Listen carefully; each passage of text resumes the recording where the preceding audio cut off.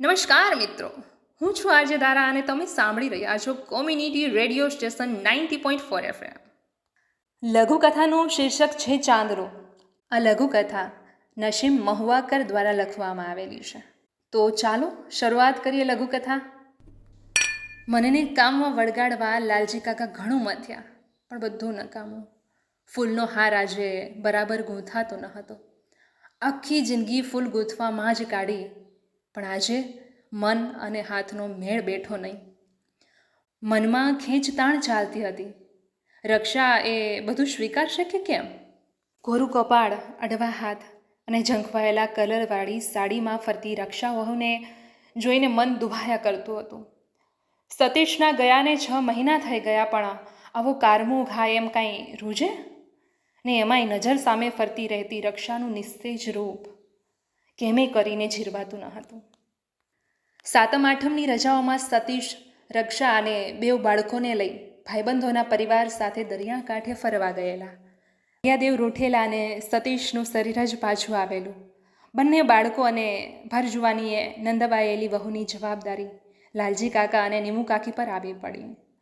ફૂલોના સથવારે જિંદગીને ફરીથી ગૂંથવા બધા મથી રહ્યા હતા, પણ કરમાયેલા ફૂલોની માળા કેવી બને?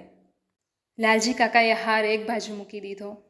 નીમુ કાકીએ પણ ગજરો ગૂંથવાની મથામણ પડતી મૂકી. ઘણા સમયથી મનમાં ઘોળવાતી વાત કાકીએ કાકાને કરેલી ને કાકીની એમાં હાજ હતી. બસ આજે કહેવું હતું.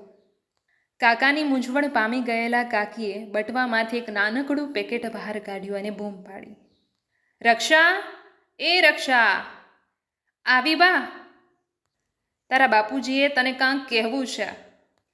હા બાપુજી, કહેતી રક્ષા કાકા કાકીની પાસે આવીને બેઠી. રક્ષા બેટા, તમારે અમારી એક ઈચ્છા પૂરી કરવાની છે. બોલો ને બાપુજી. બેટા, સતીશ તો એના રસ્તે નીકળી ગયો, એ ક્યારે પાછો નથી વળવાનો. પણ તમને આવા અડવા રૂપે જોઈ એની ગેરહાજરી વાળી ઘડીએ છતી થયા કરે છે અને ઘા વધુ ઊંડો થતો જાય છે. કેમ કરીશું બાપુજી?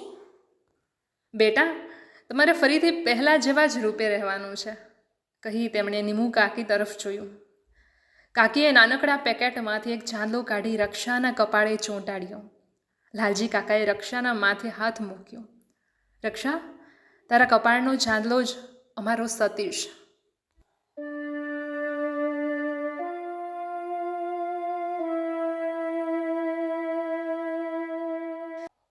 તો આવી અવનવી લઘુકથા સાંભળવા માટે બન્યા રહો 90.4 FM પર.